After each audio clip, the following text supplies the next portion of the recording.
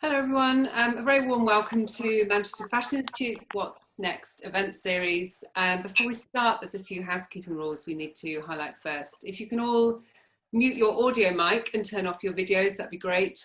And following today's presentation, there'll be opportunity to ask questions. So the idea is if you simply type your questions into the chat board at any time throughout the presentation, we'll come back to those at the end and make sure those are answered for you. It's the fifth and last series of the 5 events hosted by our industry and educational partners this week. And we've been asking what's next for the future of our industry, how we value creativity, the impact on graduate careers and how we present and showcase fashion. And tonight we're delighted to welcome our speaker, Justin Newlin, who'll be familiar, I think, to a lot of you. He's Director of Portfolio Search, Design, Creative and Product at Gap Inc. And we're also hoping to be joined soon by Vicky Hunt, at River Island as well. She's design manager for River Island and founder of the Outcrowd. In terms of this event, it's titled The Next Chapter, and the discussion we'll be having with Justin is framed around your next chapter. So focusing on your talent, and Justin's also going to talk about how to leverage technology to build your own brand and the power of networking. And this closing event, as I say, will also provide opportunity to engage in conversation with Justin as well at the end. So as I say, we'll come back to those. And Justin, over to you to get started, if that's okay. Great. Hopefully everybody can hear me okay. Thank you first and foremost to Joe and the team from Manchester for having me. Hopefully Vicky will join us soon, but it's an honor to be here as to help you guys celebrate what is an end to one chapter and the start to another. I'm very familiar with Manchester. I've been to your school a few times.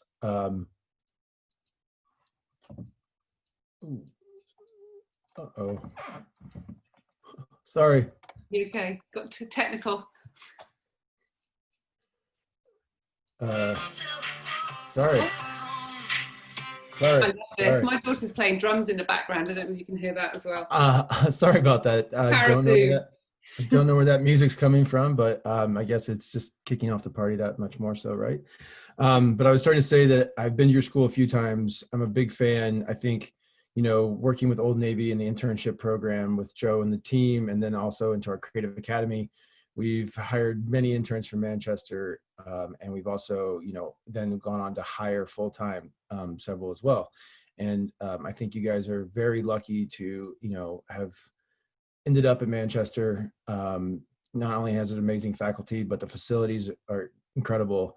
And it really does set you up in a very nice way, whether you choose to go on the technical side of things, or the more design focused areas, but ultimately just being able to work for, a company of any size. You guys are definitely in a good place. And I think you just, as you look back on your time at the school, know that you guys were lucky to have the teachers and the facilities and just the ability to showcase your creative talents. So again, thanks for having me. We were supposed to have Vicky on here with us, but she hopefully will be able to join. Just a little bit more about her, as Joe said. She's a design manager for men's at River Island. She's had a nice little career run there with the brand going all the way into this position. During COVID-19, she was, the lead on the men's department, which was no doubt a big responsibility. Recently, she started the Outcrowd, really cool initiative to try to help connect soon to be graduates with those that are out in the market with not only networking opportunities, but also potentially jobs. And I think what's really cool about Victoria doing this, or Vicky as I call her, is that she has the insight from her perspective as it being in your seat at one point. She's gone through, the early on days of interviewing for her first job to, being in a corporate environment and growing. So for her to build this platform, the Outcrowd, will really be a great tool for you guys to leverage going forward, to keep in touch with her and the team there, because it should help you to navigate, some doors, make some connections, and also just learn a lot of really cool stuff. I think it's important to know about the speaker, if you're going to be listening to me for a while. This was planned to be a conversation, but hopefully we can get through this together. But just some fun facts about me. I'm from a very, very small town in Indiana. I went to school in Indiana. I studied retail merchandising. I actually was a merchant at Oh, can you still hear me? I think I figured out the problem. I'm setting off my music inside. I studied retail management. I was a merchant at Levi's for a few years. That was my first career. I went into online travel for about 6 years, anything from writing and producing travel deals for big companies to startups. And then I ended up in recruiting at Old Navy, randomly enough, and have since, been with the company for 7.5 years, working for Old Navy, Gap brand, and now in my role, Gap Inc., working on executive recruiting. But along the way, I did manage and lead the internship program in Creative Academy at Old Navy, which is why I've been so lucky to have been introduced to your guys' leaders. I've participated in my 6th Graduate Fashion Week this year. Did a talk with them. I think that was a pretty great experience. And, just some of my passions are travel, music, food, wine. And another fun fact is I have 11 nieces and nephews. So yeah, big family. Anyways, continuing on, I think, also what I like to do before getting going is just to tell you about what we're going to talk about. I think, we're going to cover today is, the idea of building your brand, leveraging, all the things out there to help you tell your story.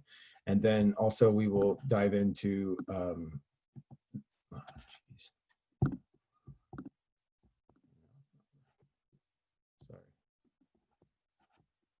technical difficulties.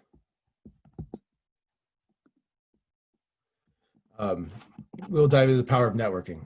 My apologies.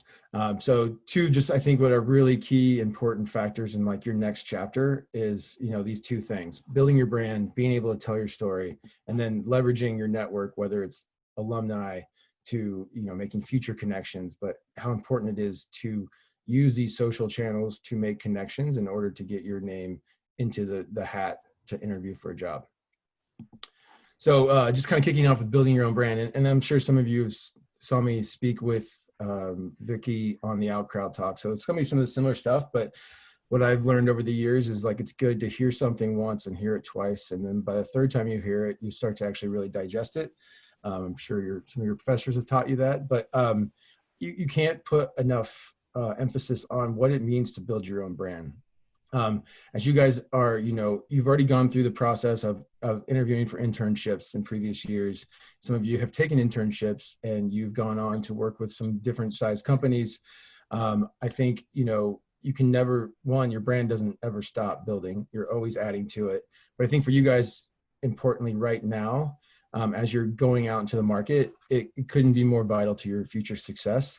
And obviously there's the key things to have ready to go: the CV, your portfolio. I know, a lot of companies will still have you do a cover letter, which we can talk about more later if need be. But I think, getting your CV organized, you guys, you're early in your career. You haven't had a ton of experience per se, and like when it comes to the form of interviews or internships.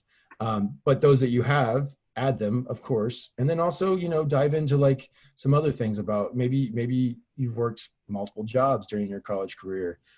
What are some of just your personal likes and what are you into? So that when someone looks at your CV, it's going to be a quick look. So what are the highlights that you want to tell them initially that you can elaborate on later? But I think, adding in anything that's relevant to your story when it comes to the sense of like how you got here, in a quick bulleted manner, will always help to make that connection.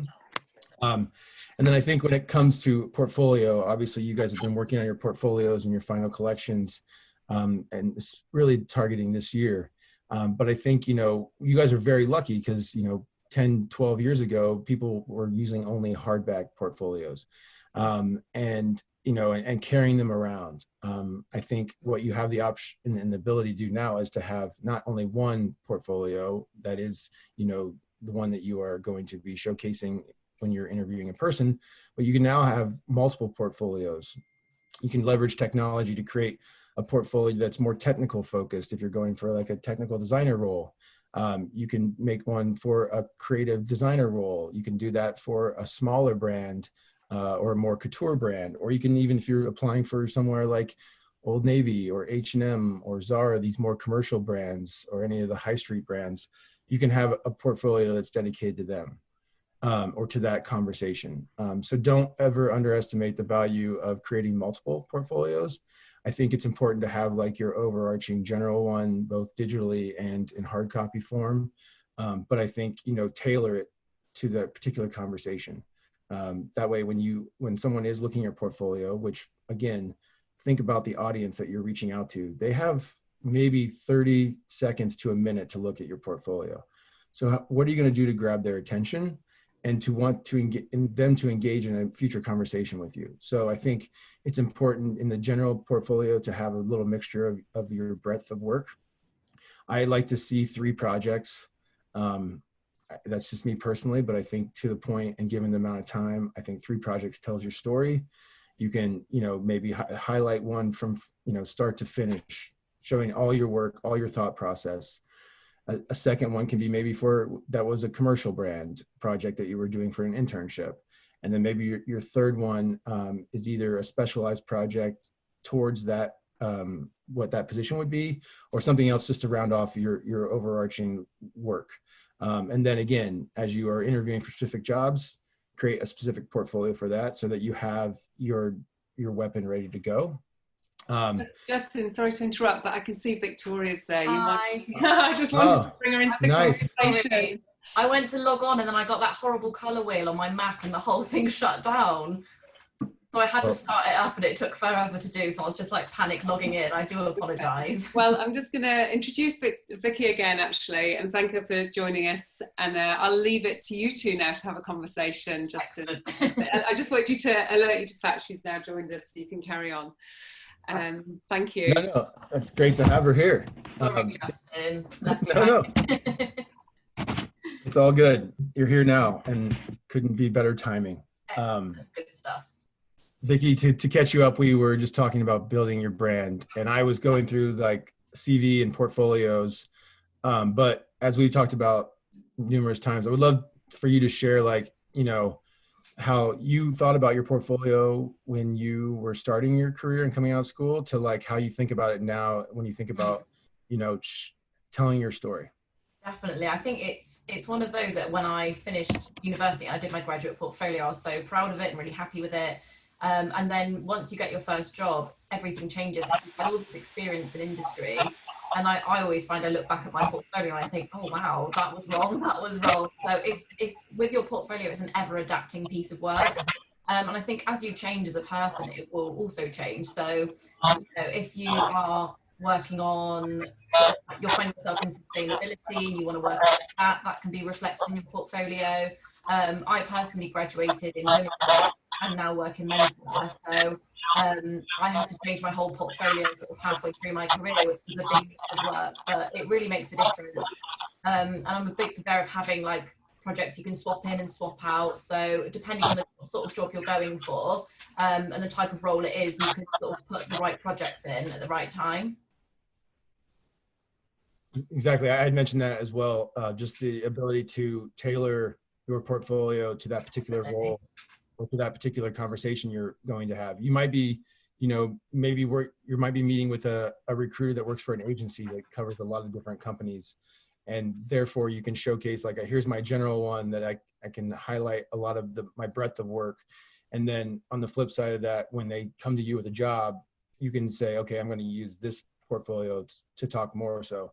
And I always say this too, like, just because you have a digital portfolio doesn't mean you can't elaborate on more projects later when you do meet with the recruiter or the hiring manager. Like, know that you will have that opportunity.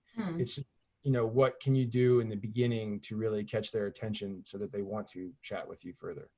I always say as well, if there's a specific job you're going for, it's really good to do a project aimed at that sort of market or at that sort of customer.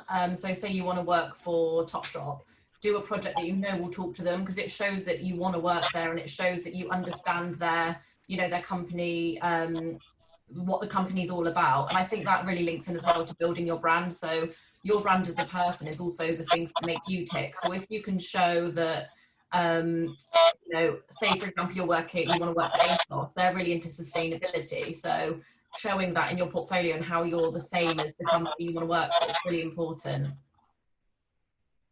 Definitely. You know, moving into a different form of resume, but it is the sensation sweeping all nations, is LinkedIn. You know, when I first started recruiting 7.5 years ago, there wasn't a lot of people using it, especially on the creative side. It was really hard to track down designers or creative leads because it just wasn't a thing. Now LinkedIn, you know, not only can you tell your story in almost like a digital CV, but you can share stories, you can read stories, you can learn on there, you can make connections, obviously. You can have your portfolio on there and CV. So someone can go to your LinkedIn one-stop shop, learn who you are, see your experiences on top of, like, you know, just your basic CV. And then also they could access, maybe it's your general portfolio. But, you know, LinkedIn nowadays has become the place where people are making connections. They are going there to scroll through their feed to see what's going on with the people they connected to. They're learning about companies. It's a great place to go and research a company. Say you found this job on a career board, go to their LinkedIn page. Good chance they'll have it also posted on there, but you can learn about the company. They have spent a lot of money to build out their LinkedIn page to tell you their story, and then to take you to their career site and learn more about the company. So definitely is a place where you can, you know, not only tell your story, but you can learn a lot about others and focus your search on companies that you're interested in. So definitely something to, in today's market, use it, read it, leverage it, make connections. I mean, when I graduated, we didn't have LinkedIn. It didn't really exist at the time. So I think having it now is amazing. And I've really used it for my business and for work to sort of search for people, talk to people. And I think as well, like networking in itself, I remember being at uni and everyone saying, you need to network, you need to network. And I remember thinking like, oh, I know I do, but what actually is it? And really, it's just connecting with people that are like-minded in business, or you know, that have common things. And it can be as easy as reaching out and just saying like, oh, hey, can you tell me your career story, or can you tell me a bit about the company you work for? And it's making those connections, because I think, you know, I was talking to someone the other day and I said, when I think back, actually, apart from the very first job I got, every other job I've taken has been through a recommendation within my network. So it is really that important. We'll dive more into the power of networking in our next Always. chapter. Literally next chapter. But no, I think just, again, think of it as a tool for you to tell your story, to learn, and to actually participate. And we'll dive more back into that. But, you know, another thing that's obviously popular is Instagram. And I'm seeing more and more designers come up with their own separate Instagram for their work alone. Almost just like a mood board of sorts, of just telling their story and sharing it. So, you know that employers have access to Instagram and will and can check on your page. So think about that, but also make your own channel for your work, and put it on your CV, put it on LinkedIn, have people go to it. It's a great resource and tool for creatives to showcase their work. And I think a lot of people are starting to do it now, but like, think about it for you as just another way to tell your story. And on that note, when it comes to your story, so you've got your CV, you've got your portfolio, you've updated LinkedIn, you've got an Instagram account now. Well, all those things are part of how you're going to tell your story. So I think you need to practice how you tell your story. You know, you want to be able to, when you sit down with a recruiter or a hiring manager, to be able to have your 3-minute, 5-minute story of how you got here. Why did you choose to go to Manchester? And practice it. You know, practice it with friends and family. Go for interviews. You know, I have a lot of friends that when they were starting out just started applying for jobs. You know, one of my buddies who was he's now the GM of the new Yeezy project with Gap, you guys may have heard of. He was the GM of the Hill City brand before that. You know, he told me the other day, he's like, I took all these interviews before my retail management program interview just so I could practice my story. So that's something too, like, take all those tools, but start to hash out how you're going to, you know, I wouldn't say it's an elevator pitch 60 seconds, but in 3 to 5 minutes, what's your story? Who are you? What's going to make me want to hire you? And I can't emphasize it enough, just the practicing of it, because you'll feel more comfortable. And then when questions come, you've already answered a lot of them. So maybe the questions are more centered around the work versus like, you know, why did you do this? Or why did you choose, you know, men's over women's? Like, so I think just get to know yourself and how to tell your story properly. Vicky, anything you want to add to that? Yeah, I just think sort of to echo that, I think where, you know, you're sort of telling your story, it's also for things that are important to you. So, you know, that's in line with the brand you're working for.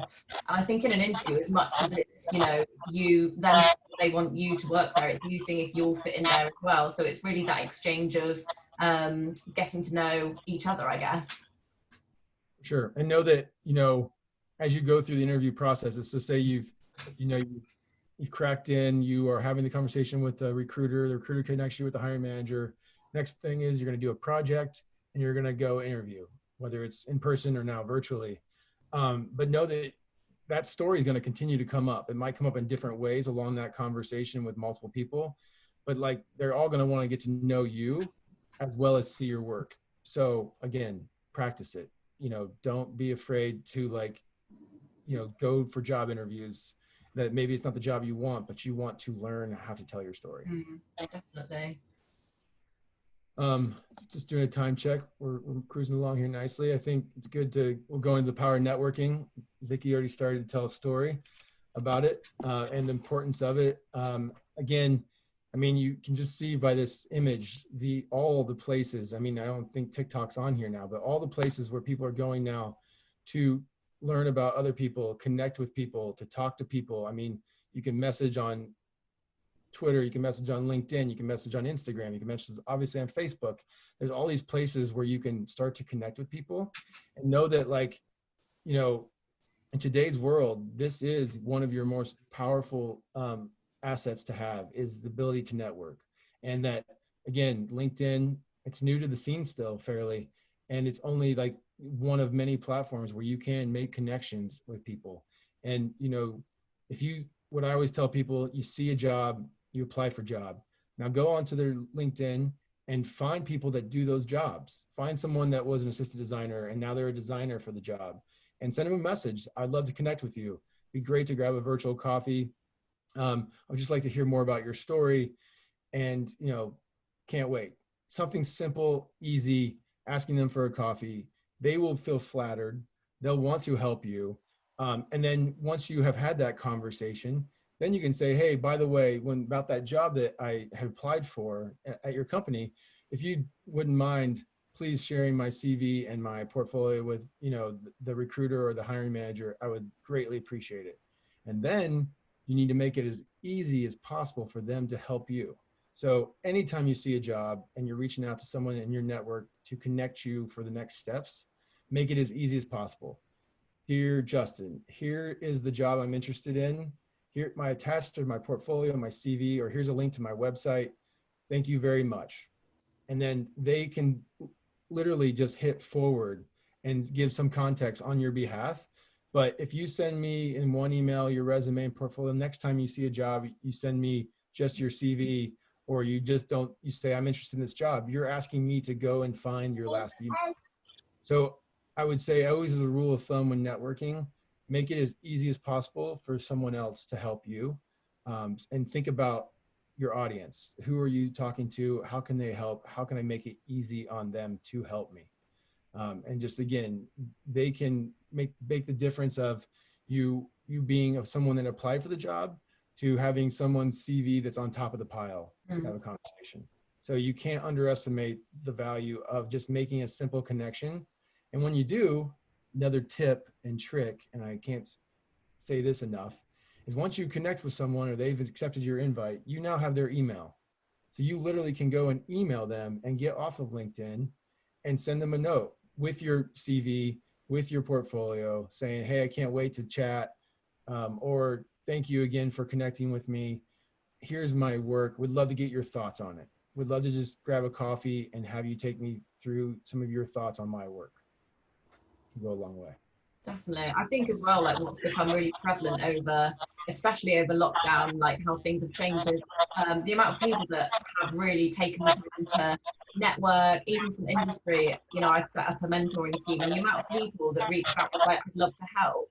It really sort of like blew me away, because I was like, you think so, you know, people are so worried to reach out and talk, but there's so many people in industry that have been where you are, and they always want to help. They want to sort of, you know, extend the favor forward. I know a lot of people I know in my industry that they're big sort of like players of that. So I think it's really important to reach out to people, because they do want to talk to you. And it is like Justin was saying, it's such a great way into industry and asking advice and just listening to people's stories. Yeah, people want to help. Like, and again, Totally. they will be flattered by you reaching out to them, you know. 100%. And again, like if it's something if there's a job at a company and you reach out to somebody at that company, great. Also, think about this. You go to you're about to graduate from one of the best design schools in the world. So therefore, where are all those alumni? Like, if you go to a company's page on LinkedIn and you hit people, you can filter Manchester, you can filter by school. You can literally see who from my school works at this company, and then do further research, reach out to them to connect. They are going to even more so want to help you because you guys had that connection already. I think it's always about that connection and how quickly you can make it, you know, in the sense of we have this in common. You have a huge umbrella above you in the form of your school. Use that. You know, your tutors that you've been working with for the last few years, they know people in the industry. Go to them, leverage them. They also know people from that graduated years before you that now work at this company. Leverage them. You know, I'm sure there's an internal network. You know, figure out who these people are that are out there that went to your school. They know your type of program, and they can vouch for you just by the sense of like, I don't know this person, but they went to my school, my alma mater, and I can say that I know that they graduated with a great degree. So we should at least, you know, talk. I know as well for myself is like with my uni, I went to Nottingham Trent, and I know anytime someone says, oh, there's a graduate from Nottingham Trent coming in, I'd love to meet them. Like I want to speak to them, because you've got that common ground. So I think that's so important as well. And it really does. And like knowing that you come from such a great university with an amazing course, people will be like, oh, wow, we already know like you're setting the bar high. So it's really that in itself, being at university is a network, and your peers and students around you, they will become your network.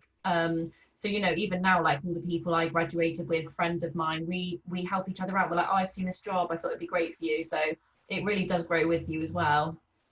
We've had a question as well, Justin, I will put to you, which is, what's the best piece of advice you've been given? I think I can go back to a couple places in my life where, you know, I moved to New York, I quit my job in online travel, moved to New York with no job, you know, during a recession. So let's say it wasn't like the best decision. But I learned a lot. And then when I moved back to San Francisco, I think I was also back in the interview game. And I did a mock interview with my brother, who's 10 years older than me and has managed teams for years. And we, you know, he was not my brother in this moment. We were doing an interview. And at the end of the interview, he was like, you know, man, don't force yourself into any job. If you try to force yourself into any job because you just need to work, know that you're probably going to be looking for another job in, you know, 3 to 6 to 9 months. So one, don't try to force yourself into a job. Again, it's okay to take a job as a means to an end to get into another job. Like I worked at Starbucks and Steve Madden Shoes while interviewing with Levi's for 3 months. So I did what I had to do in order to get in the door. But the other thing is, he said during that conversation, was just be yourself. Know that people hiring you are not just hiring you for your skills, but they're hiring you to be a part of their culture and their team. And you're going to spend 40 to 60 hours a week with them. So when you try to pigeonhole yourself into a job, you're not being yourself, you're not being true to yourself.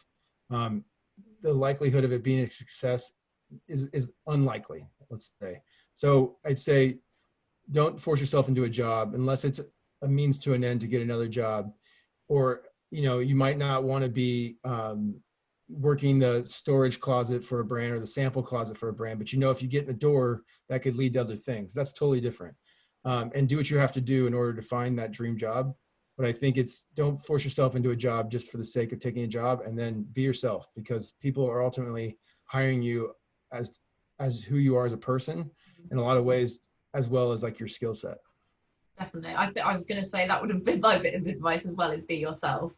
But I think it is so important because, like you said, like you don't want to go into a job being someone that you're not, because you'll never feel comfortable and you'll never feel like you really truly belong there, which kind of links to another bit of advice I got. And it really is just, someone said to me once, it was more less advice and more sort of a statement. It's just like, you belong here, like you deserve to be here. Because I think it's really hard sometimes when you feel, or you can get a bit uncomfortable, think, oh, is my opinion valid, or have I done a good job, and am I doing the right thing? And you think, well, if you weren't, then you wouldn't be in the job you are. Like you said, Justin, you've got hired for your skill, for your personality, for your mannerism. That it's the whole package. So it really is just that. And I think it's really like resonate with the graduates. It's like, you deserve to get a job and you deserve to have that foot in the door into industry, because you've got it all. Sure. And I think too, another thing I would say is, research the company in the sense of what their values are. Like, you want to work for a company where your values are aligned with them. No company is perfect. And as you know, what's going on with the world today, there's a lot of scrutiny being put on the companies, rightfully so, for a lot of what will be good reasons. But you want to align yourself with the company that you believe in, and that you want to be proud to say, I work for River Island, I work for Gap Inc. Definitely. And be able to list off in no time why. When someone asks you, why do you work there, or what do you love about it, you should be able to say it. Like, and so make sure that's something you do the research. Every company's website will tell you what their values are and who they are and who the people are that work there. So do your research and be true to yourself and the values that you have, and implement that into how you search for a job. Any other questions? I can't see the screen. There is another question, which was someone asking, they're 16 and a male. They've got at least 15 people in their fashion groups. To a certain degree, they already stand out being male, but what do they do specifically to become a well-known fashion designer? Wow, that's a big question. I think there's so many different ways to think about success, right? Like, and it's a lot of it goes back to like doing what you want to do and what are you passionate about. And you may want to be a women's wear designer, and you want to work for a couture brand or a fashion house, and that's your dream. That's what you want to do. If you can get a job with Givenchy in Paris, that's your dream. Some of you might want to go commercial. Some of you may want to start your own brand. And here's what I always say to that. That's amazing. And that is going to be something that you have to dedicate yourself to more than you even can imagine. Even when you go work for a smaller brand, the level of work that might not be design related, will be something. I always say to people, I think it's good to get all kinds of experience. What you can learn from a big company like a River Island or an ASOS or an H&M or a Gap Inc. is going to be invaluable to your future. And what you take from those experiences, the network you build from that experience, and then take it to your job at Givenchy or a smaller brand or a startup brand or to your own brand. You will learn so much from these bigger companies that have these processes and operations in place and have had them in place for decades, that will only, one, if you go to a smaller brand, make you stand out as one who's knowledgeable because you've actually done the sustainability initiative for H&M, or that you've worked on the tech design 3D packaging, for Old Navy. You have that experience working for these big brands. So when you go to these, smaller brands, you will you'll be looked to as an expert because you have done it. And then when you go to start your own brand, if that's the route you want to take, you will have learned all these things from a bigger company, as well as built a network that can help you down the road. So I think it's a loaded question to say, like, what is success? Because it's all different to all of us. I think, someone landing that job at their dream brand, they're happy, they're successful, doesn't matter how much money they make. Other people want to go the corporate route and climb the ladder and move around and move and shake. That's successful to them because they've got to work for one of the biggest brands in the world. So I think ultimately identify what you want, and also know that what you want today, 3 years from now could be different, and that's okay. I've said earlier, I've had 3 careers, never planned to be in recruiting. But I think, you know, it tied back to what I was good at in some ways, and it allowed me to explore other new learnings. But know that you're going to evolve as a person, and your desires of what you want to do are going to evolve, and that it's okay. And it's okay to, like, you know, Vicky was a women's wear major. She's now in men's. That's okay. She might switch to kids down the road. So that's all right. And know that layers of success will come, whether it's a personal success or professional success. I think just, again, root into like what you're looking for, and where's going to be a place that you can work that will help you grow. Definitely. I think as well, you know, like you said, like research areas of the industry, because I think, you know, I've done quite a lot of talks at universities, and I'm always asked, like, what's your end goal? Like, do you want to work for high street? Do you want to work for designer? And I'd say 9 times out of 10, the majority of the room wants to work for sort of high end couture, and hardly anyone else puts their hand up. Well, they want to start their own label. But I think as well, like the reality of that is so different to the sort of perception. Like a lot of people I know worked when they first left uni in sort of haute couture and like high end, and they were literally like the run around, and they were doing all these jobs, and they thought they'd be designing, but it is, and the same is the case with any job, you've got to start at the bottom and work your way up. I find personally, like, I've had so much more sort of freedom working in high street, and especially in the role I'm in now, I'm managing, because we set the trend for the whole company. So it really does depend what the end goal is and what you want from your job. If you want to be really creative and sort of have freedom in your designs, then I'd say high street's a really good place. And, you know, being well known, it can be well known on the high street, it can be well known on a brand. Like, it doesn't have to be sort of, you know, world famous. And I totally echo what you were saying about starting your own brand. We've just had a question that's come in that kind of loops into this, which was about what would be the first steps into starting your own brand. And I would say learn what it takes, because I think people have the idea of having their own brand, and it's great, but really, like, the work that goes into it is not just about the design, it's about the production, the lead time, the fabric, the shipping, your overheads, like the investment you have to put in. You've got to think, it's not about your personal style and how you design, but it's what your customer wants, what's the market research, and it really is a lot. So I would say definitely do your research, work in the industry first, so you can learn all these things for free and get paid for it by having that job, and really sort of like learn what it means, and all these different terms, because you'll be able to do it a million times better having all that information. Yeah, and on that note, you can always start your own brand on the side, you know. Okay. Like, not to say you can't be designing for, you know, River Island and then going and building a competitor to it, but, you know, in a lot of cases, and we've had people at Gap Inc., you know, they've started their own line on the side, not competing with the major brands within our portfolio. But what Vicky said about get the experience, it will help you, whether it's, again, going for a big player or going for a smaller brand. Make connections, network, you know, try to invite someone that, you know, to coffee that either started their own brand or works for a brand that was started by someone. You cannot learn enough about what it's like to have your own brand. And again, to Vicky's point, it is not just about the designs. No. There's so much that goes into the, you know, the building of a line, the development of a line, the production of a line, shipping, and then the financials. And, like, you know, that's all going to fall to you if you start your own brand. You obviously try to hire the right people to help you, but I think getting experience early on will help in a huge way to then also determine, do I want to start my own brand? Wait, this is crazy. Like, I really enjoy working for this high street brand, and experience it's giving me. And, you know, and to be well known, again, back to that point, you know, for my job, you know, Vicky and I met because I reached out to her to have an interview, because, you know, I could tell that she's someone that was good in the industry, and I saw her growth via her LinkedIn.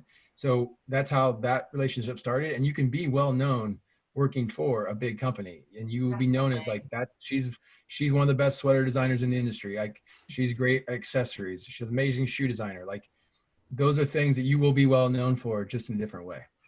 And you will. I honestly, I feel like those people that, like, you know, I know from my network, there's certain people that I know are amazing designers, and the minute at River Island a role comes up, like you said, for like an accessories designer, I'll be like, I'm going to poach that person, they're coming over here, you know, and you know who to go to. So there is a lot in sort of making a name for yourself in the role you do. So I think that's so important. Got another question here, which is, a lot of articles and magazines have recognised the current struggle for students graduating during COVID. And others have had quite an opportunistic approach. What advice would you give the 2020 graduates panicking about finding jobs or internships in the current climate? Well, I think, addressing it and just being aware that this is the situation we're in, whether you're graduating from school or you've been in the fashion industry for 10 years. We are in a very, very weird time. But I think my biggest hope and what I do believe in is always that when there's a crisis, innovation and creativity come from it.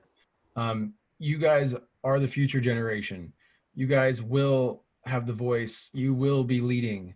So, and you can already tell with some of the things that are going on right now with the Black Lives Matters movement, the youth are changing the game. They are getting laws changed. People are listening. And not to tie that to like your job search per se, but know that, with struggle and crisis, innovation and creativity will win out. And you guys will learn, as you did on your, these past few months working on your final collections and your final projects. You've had to learn how to build them from your bedroom. You've had to learn the video. I mean, the work that you guys have done, I can't say enough. And I was telling Joe and the team this earlier, what you guys have done has set the bar now for generations going forward, because what you had to build in order to tell your story and the system of, whether it's you guys sharing amongst each other your work, or faculty being able to see your work, or myself as a recruiter, or Vicky as a recruiter / designer can go and look at your work. It's amazing. And that's something that came out of this crisis. And now going forward, as I was talking to Joe about too, this will be something that every Manchester student will have, and it will live on. So I think, do your research, leverage, how to tailor your story, whether for certain jobs, and then network.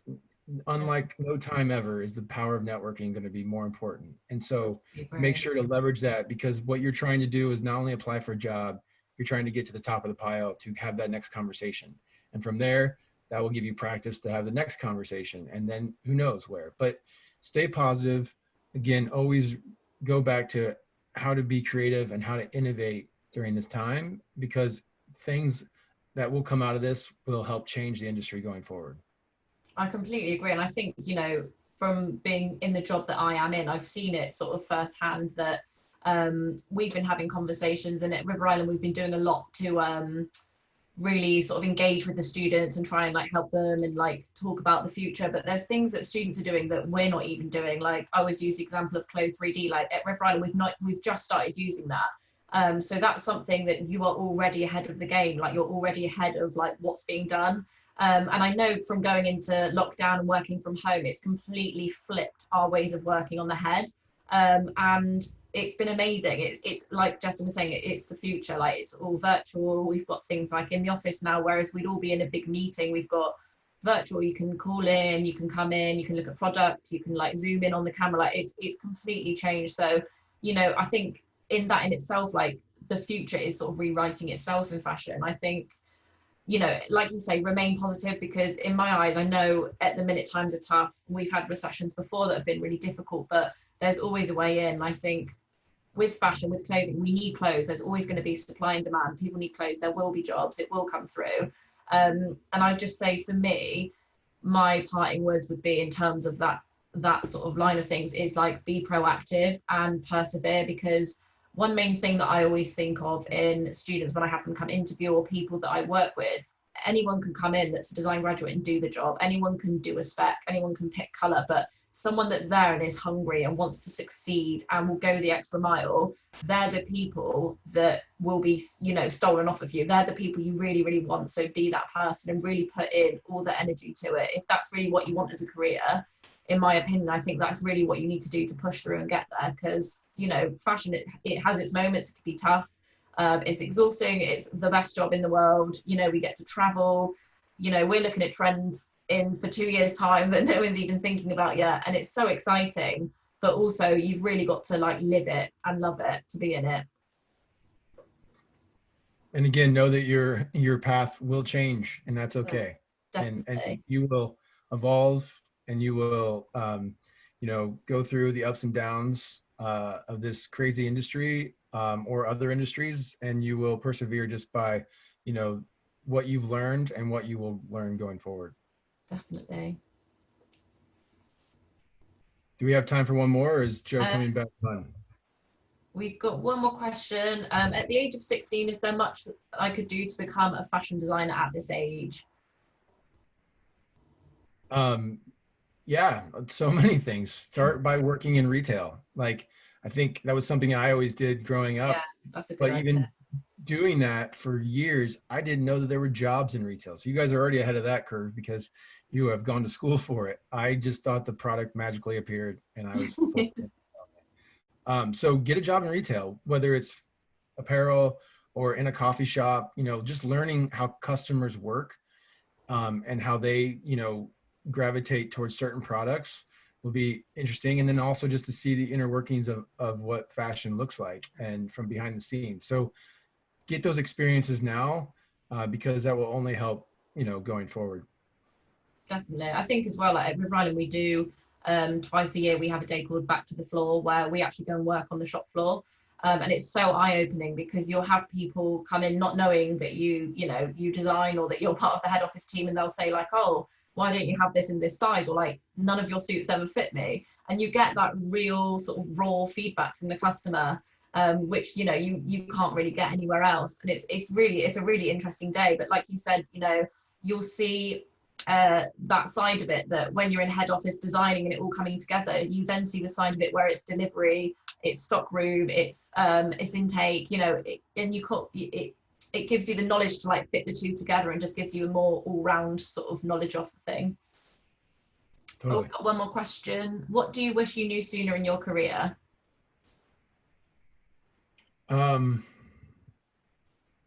That it's not always about going straight up. Mm. You know, you can get into a company and you can go from assistant to associate to designer to senior designer. But I think what I've learned is that you can start out in a, you know, a specific role and learn to go sideways, horizontally. You know, if you work for a company that has a bunch of brands like I do, you can switch jobs amongst, you know, the different brands. But yeah, so just know that it doesn't always have to be this straight line path, and that sometimes you will go sideways to go back up, and just be open to new opportunities, especially in today's world. You studied women's wear, but there's a kid's job. Know that all those skills you learn in women's wear are going to trickle down into what you would be doing for girls. And so don't underestimate early on in your career the power of getting experience and building from there. I think that's a really good point. I'd say mine would be, and it's something I said in my talk the other day, is that design being one piece of the puzzle. So, you know, when I graduated and I went into my first job thinking I'm going to design this and I'll design this and I'll make it pink if I want to make it pink. But actually you've got, you know, the buyers and you've got finances there who are saying actually green sold best, so it has to be green. So you don't always have this big open range, and there really is sort of like an art and a skill to designing things that sell really well. There are on costs. You have to think of how much it costs to make this sample versus how much it's going to sell for. There's all these things that are sort of not barriers, but it's just sort of speed bumps, I guess, that you have to sort of think about when you're designing. It can't just be like, oh, I like that shape and I like the t-shirt, so I'm going to design it. It has to be, you know, it's the right price, it's the right cost, it's the right fabric. I know that shape sells really well. So there's lots of things that come into a successful design, and it really is working with that push and pull with design, merch, even sales, and how it all sort of fits together. So I definitely say that's a really interesting area to look at. Hi everyone, I think I'm going to have to cut in here because we've come to the end of time, but have we done all the questions? Yes, yeah, that's everything, I think, yes. Oh, and my husband's just popped in at the right moment. Oh, I love this Zoom thing. Anyway, if I can thank you both all for joining us today, please. And I'd really like to thank Justin and Victoria. That was a brilliant talk. Thank you so much for sharing your insights and offering so much wealth of advice for the students as well. Our industry partners are a really valued part of what we do here at Manchester, and we're really grateful for your support. So thank you both very much, and also for everything else that you do for us, for the students and the graduates throughout the year as well. As it's the last session of the series, I'd also like to take the opportunity to say a big thank you to Caroline Hertz, who's put this fantastic event series together, to the production and technical teams. Thank goodness for you, and to our colleagues in marketing as well for their support. But most importantly, a massive congratulations to the class of 2020. We're all super proud of you and wish you all the very best. You're going to have amazing careers. We're all certain of it. And big thank you, Justin and Vicky, for your time again. And enjoy your evening, everyone. Thank you very much. Congrats, everyone. Congrats. Thanks for having us.